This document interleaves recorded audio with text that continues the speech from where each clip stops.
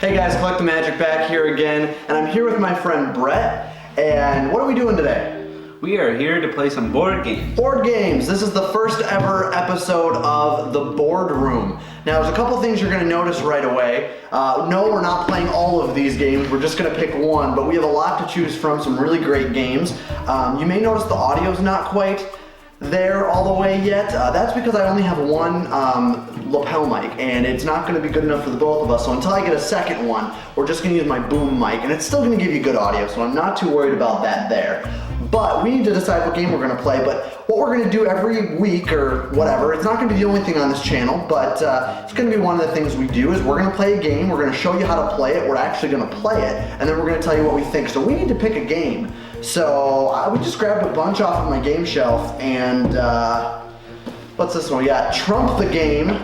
That's pretty fun. It's 3 to 4 players though, so we can't really play that one, so that one's out. We'll play that one another time. We have the Inventor. Oh, Inventor. That's a vintage game. That's a vintage game. Let's take a look in there. Ooh, that's. But you know, I think we should save that for like a vintage episode. Yep. So we'll save the Inventors, but that's a good one too. What do we got here? Pirates Dice. Pirates of the Caribbean. Game of High Seas Deception. I don't know, do you feel like being deceptive today? No, I think we won't go with that one. Wizard of Oz Trivia. That's a great. That's Wizard of Oz. That's a great movie. I think Wizard of Oz, but one of my favorite games. Yeah. I don't know. I'm not feeling very wizardy today. No. I don't know. But we got Clue. We got Masterpiece. That'd be cool. We have right here. We have Screenplay, the game of movie quotes. Oh, see, I like movies. I like a lot of movies. But I don't know. It says ages 16 to adult. I don't know. We're both over. We're both over 16. But we'll hold on to this one. But what? Happy Days. What's this one? Ooh, this seems interesting. 1313 Dead End Drive. 1313 Dead End Drive. Can you survive the traps and inherit my millions? Aunt Agatha has died, it looks like. I don't know. I think this would be fun. Let's do this one. That seems like an interesting game, and I think we're going to start this one for the very first episode. All right. So, 1313 Dead End Drive. Have you ever played this game before? No, actually I haven't. This will be my first time. All right, this game came out in 2002. It's a Hasbro game. I got this game when it came out in 2002, so I've had it for 12 years. And you know what it turns out? I read the directions a little while ago. I've been playing this wrong for 12 years. My cousin taught me how to play this game. He had the original. This is a remake. There was a game called 13 Dead End Drive that was in the 90s, and he had that game, and he taught me how to play this one based on the rules of the original. The problem is there's so many different aspects that are in this one that weren't in the original, so it's a completely different game. But it's a 3-dimensional board game, and it's going to take us a very long time to set it up. So we're not going to bore you with trying to show you how to set it up because it takes way too long. So let's just break down the box, open it up, and let's show you how to play 1313 Dead End Drive. All right, let's open the box and take a look at the contents of the game. Inside the box, you're gonna find a lot of stuff. First thing you're gonna find is the instruction manual. It's pretty lengthy, and we're not gonna go through the entire thing, but we're gonna go through a little bit of it, so just so you kind of can get the idea of how to play and what kind of everything looks like. So we'll set that aside for now. You're also going to find some clips like this. This is how you hold the board together. Mine are broken, so I actually have to force them, put a screwdriver in there and kind of force the pieces in there, but you'll kind of see how that is all set up. And I've got the rest of them in here, in this bag here. So there's a bunch of those.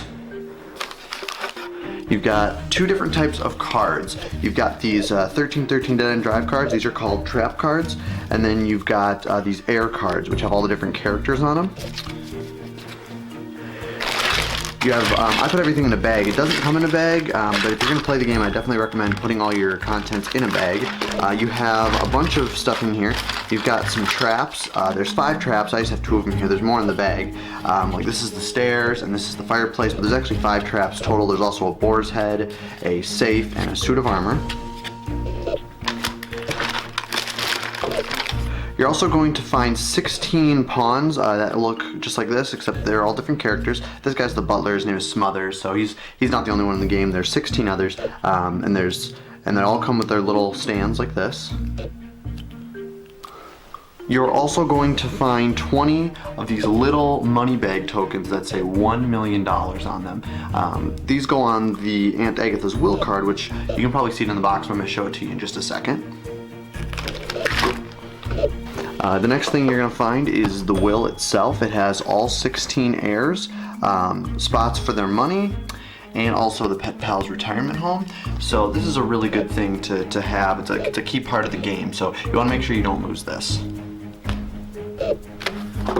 Next you have the three-dimensional parts of the board.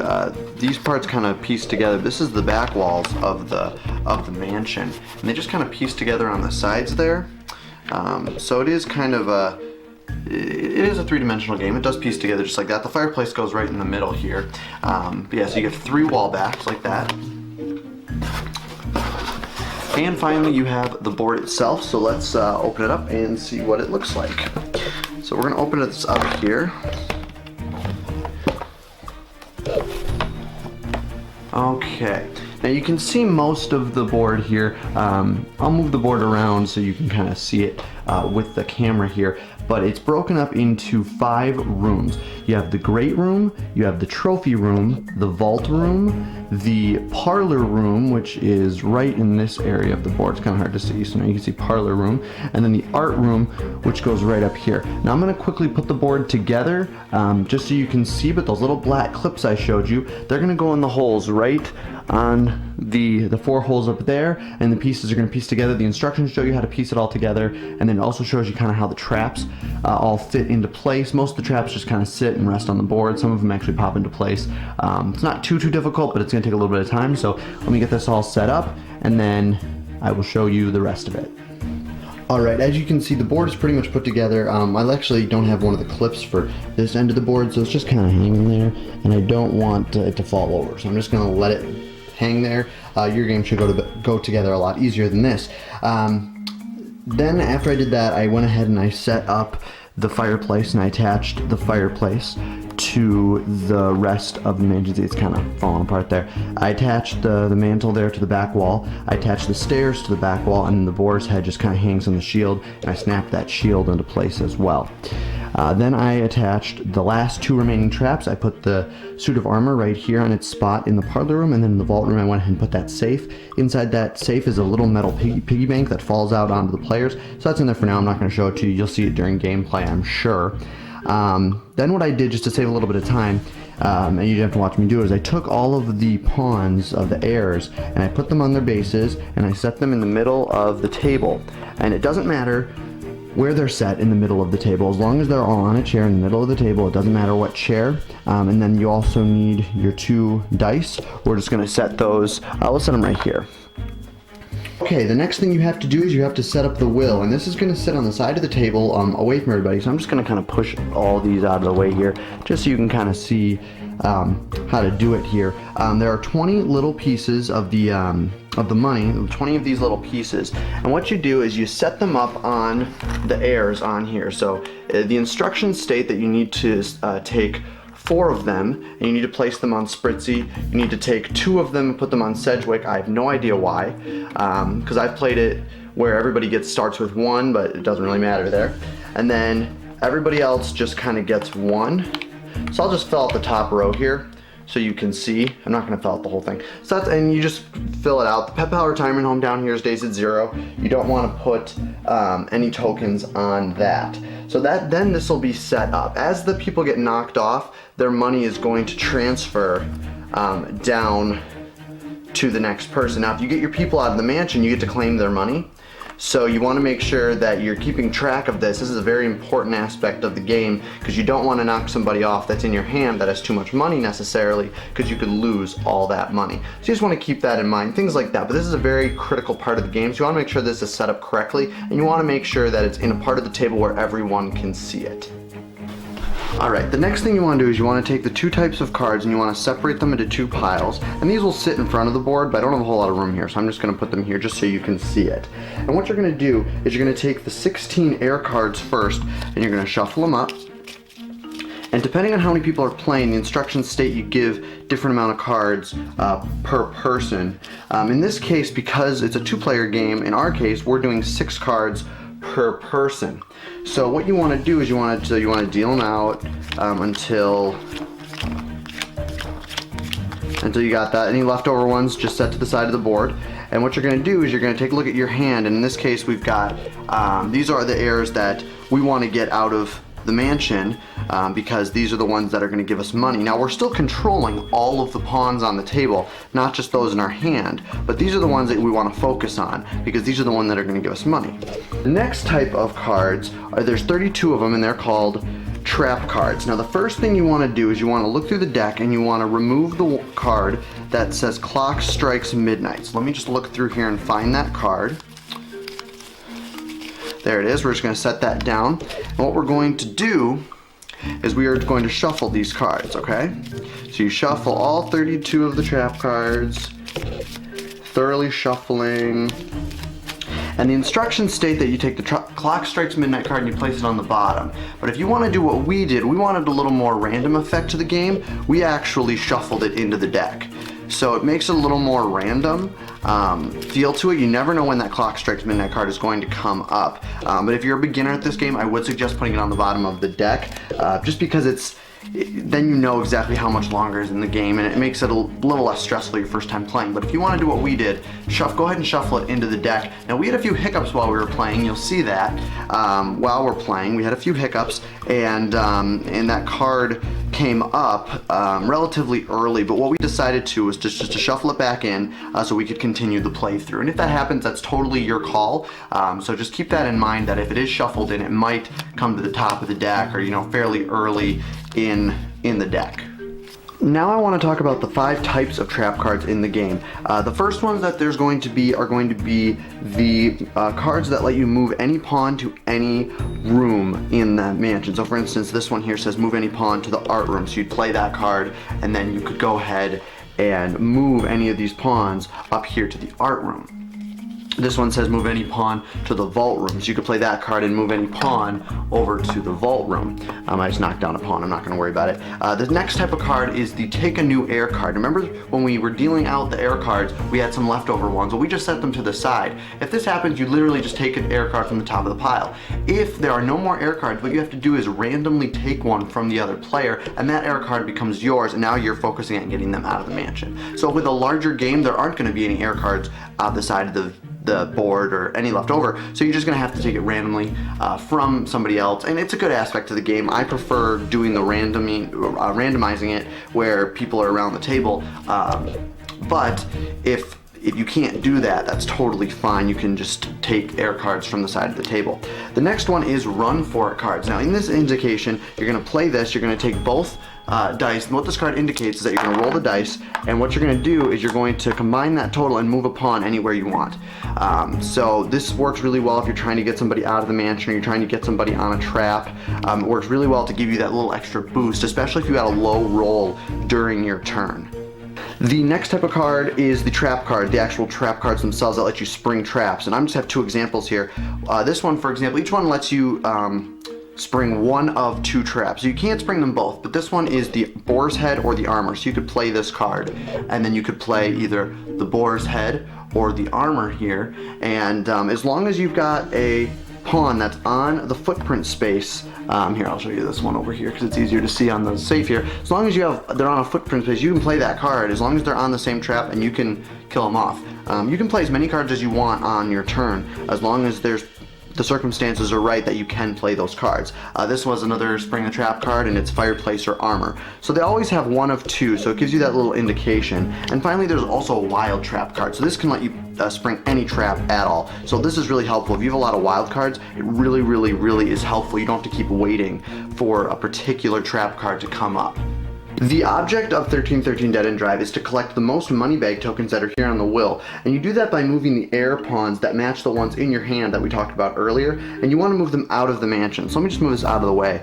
What you want to do is you want to get them to the front door here and get them outside the mansion. So let's say that I had the dog here, his name's Pugsley. Let's say I was about here and I moved him to here. That wouldn't be outside the mansion. He actually has to move outside of the mansion. And what you would do then is you would move him out of the way, and you would go to the will, and you would take the money that's on there and you'd collect it. And you're obviously looking to get the most money, so if they only have $1 million, probably not the best move in the world, but it does get you in the lead if, you know, no one's moved any pawns out of the way yet. On your turn, you have 3 actions you can take. The first is the moving phase, and you can move any pawn on the board, not just those in your hand. What you do is you take both dice and you roll them. And what you're gonna do is you're gonna look at both dice, and you cannot combine the dice. What you're gonna do is you're gonna move one pawn, in this case 6, and one pawn 1. So let's say I wanted to move this guy 1 and this, you know, 1, 2, 3, 4, 5, 6, whatever. They can move in any direction, they just can't move diagonally. So just keep that in mind, they cannot move diagonally. And you can do that. Now let's say I rolled 2 6s, so I rolled doubles. If I rolled doubles, I could either move 2 pawns 6 spaces because I have 2 dice, or I could combine them and move 1 pawn 12. That's the only exception in the no combining rule. You can if it's a double, and that's really helpful if you have pawns that are towards the front of the mansion or by a trap that you need them to be at. It's very, very helpful. So just keep that in mind. Doubles are a good thing. The second portion of your turn is the trap phase. Now if you're able to move a pawn onto a trap, let's say he moves right here to the suit of armor, and let's say you actually had a card, what you're going to do is you're going to go to the deck here of the 1313 Dead End Dive cards deck. You're going to take the top card, you're going to flip it, and this is not a trap card, so I can't play it, but I can hold on to it and play it at a later part of the turn. But let's say that you actually drew a card that was for in this case, the armor. So this is the boar's head or armor. As long as it's for the trap that you landed on, you can play that card immediately and then spring the trap. The final phase in your turn is the card phase, and you can play as many cards as you want, or you can save them for future turns. So this is when you take those cards that you couldn't use immediately because you didn't have pawns either on traps or they didn't have anything to do with the traps. And what you do is you just take, so you're looking through your hand here and you're seeing what you have, and these aren't secret cards, you can show this to everybody. Let's say I wanted to play a run for it card, you can do that at this time. If I had 2 run for it's, I could play it that. I can move a pawn to the vault room, I could do whatever I wanted, as long as the circumstances of the game allow me to use these cards. If no one's on a trap, I can't do that. Take an air card, you have to do that immediately when you draw the card. You can't just save it, you have to do that immediately. So that would actually have been discarded, and you would be left with this. But you can save as many cards as you want. There's no hand limit in this game, so you can just, you know, hoard up on the cards and then make one big move in the middle of the game. That's always a really nice thing about this game, is you can be very strategic with your cards and playing them at the right time. You are able to get a pawn on a trap and you're able to spring the trap, you actually take that pawn out of play. It's no longer in the game because it's dead, so you take that pawn out of play, and if anybody in the game has that card, they must reveal it and remove that from the game as well. Knocked off, you go to the will and you actually have to transfer their money to the next will. Now underneath here there are spots for the money, and if you look closely there are arrows that show the direction. So the money kind of moves in this backward S shape here. And let's for instance say we did knock off the dog, his money would then be transferred to the next heir that is either alive or still in the mansion. They do have to be still in the mansion to collect money, and that would be Beauregard III, so now he has $2 million and Pugsley's out of the game. If Perkins were then to be knocked off, his money can't go to Pugsley because Pugsley was already knocked off, so it would also go to Beauregard III. Now let's say all 3 of these were knocked off and then their money went to the cat here, Poopsie.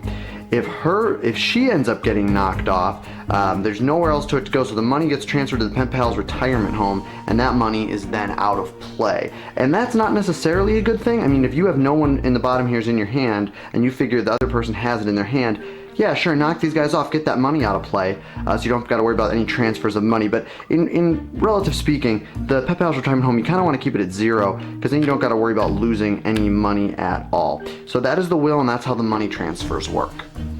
Able to get your pawn out of the mansion on your turn, you then go into your hand and you take the card that matches the pawn, you play it, you place it in front of you, and you place the pawn on top and collect their money from the will and take their money and place it on the card as well. This is so you can keep track of 1, how much money you have, 2, you can keep track of who is still in the mansion, who's out of the mansion, and you can keep track in your hand. You don't want to keep that card in your hand because if something happens with a taken air card or you have to discard a card for some reason, there's no way that that card would still be in play, so that would be kind of cheating. So we don't want to do that. We want to make sure the cards that are inactive, or the pawns that are inactive rather, don't match cards in anybody's hands. You want to make sure you take those out and reveal them and get them out of the game, so that way it just makes it easier on everybody. But if you do, if you knock off a pawn, you can just throw it back in the box. Or what we did is we put it in one of our little cutouts on our poker table. But in this case, you want to make sure they're in front of you with the money. You don't want to put these to the side. You want to put these in front of you,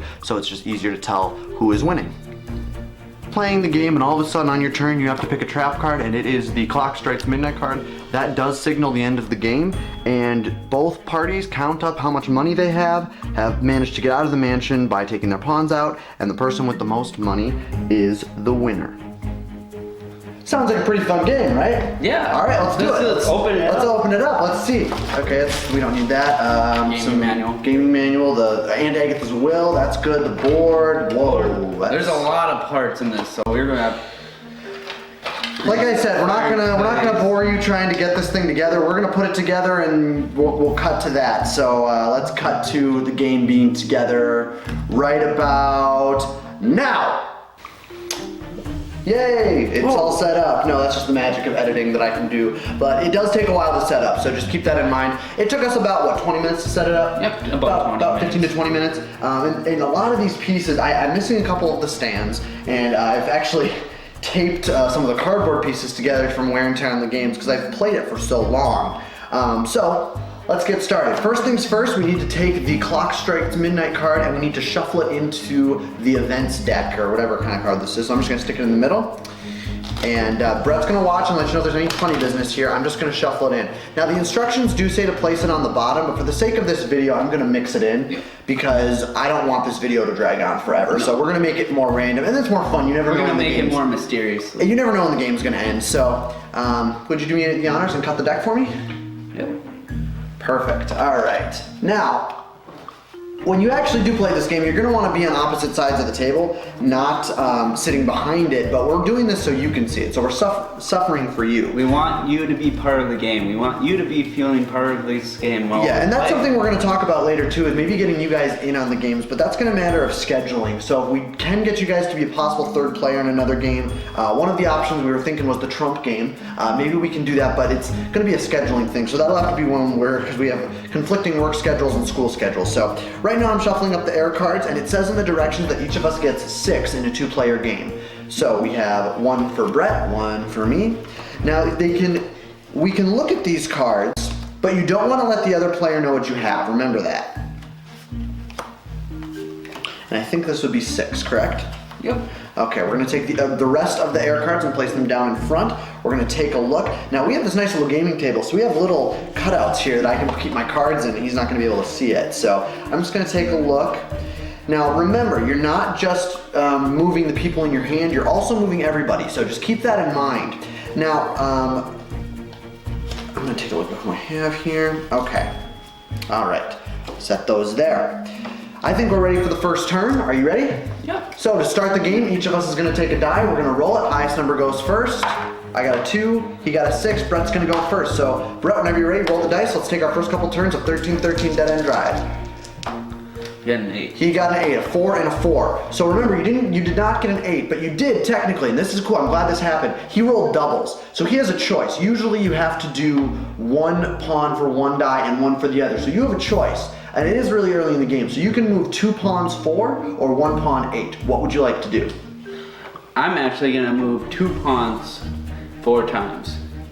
All right, and you can move in any direction except diagonally, and you can't move through walls or onto the bare rug here, so just keep that in mind.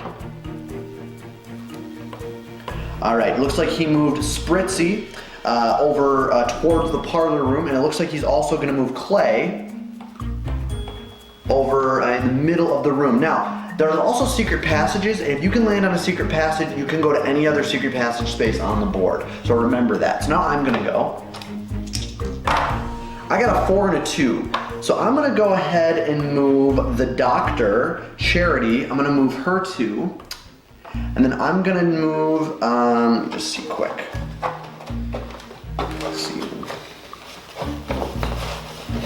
I'm gonna go ahead and move the, what is her name? Parker, the chauffeur, I'm gonna go ahead and move her to as well, all right? So now, Brett, it is your turn. All right. Now, the beginning stages of this game are kind of boring because they're all in the middle. So for the first few rounds, you're gonna be moving people to different And then tracks. it's gonna start getting faster and faster pace. And more fun. So you got a 6 and a 5, so who are you gonna move?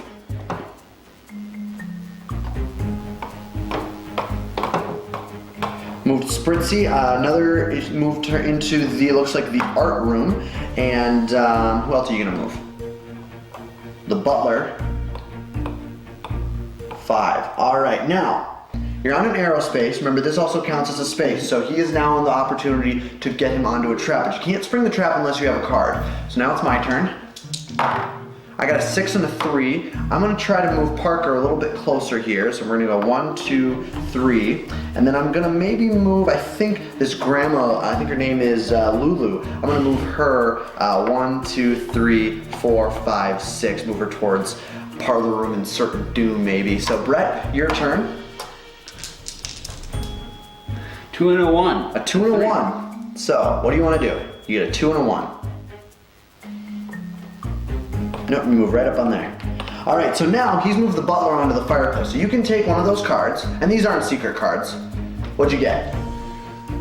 Okay, we're gonna reshuffle that in because that means the game's over. Our luck, I get the clock midnight, so the game suddenly was over. But we're gonna reshuffle and extend this game for you guys. What are the odds of that happening out of 30 cards in this deck? Okay. It's our luck. Try that again. Our luck that we would get the first card. Okay, a wild card. So you can use that card now if you would like to spring the trap, or you can save it. What would you like to do? I'll spring the trap. Okay, so play the card. You're gonna put it in the discard pile right next to it. And go ahead and turn the urn on the top and send the butler Smothers to his doom. All right, so now we both have to look at our hands. Smothers is dead. If either of us have that card, we have to let everybody know, I don't have him. Did you have him? Did you have him? Yes, I do. All right, so you killed off your own player. Interesting strategy. Place the card over, give me the card. And we're gonna take Smothers, and they are now out of play. I'm gonna go, and I think then we're gonna end up the video here, and we'll go into part 2, but let's see here. So I got a 6 and a 1. I'm going to move, let's see. I'm gonna move the chef here. I'm gonna move him 6. Actually, no. I'm gonna move the hunter 6. I'm gonna go 1, 2, 3, 4. I landed on the secret passage. I'm gonna go to this secret passage.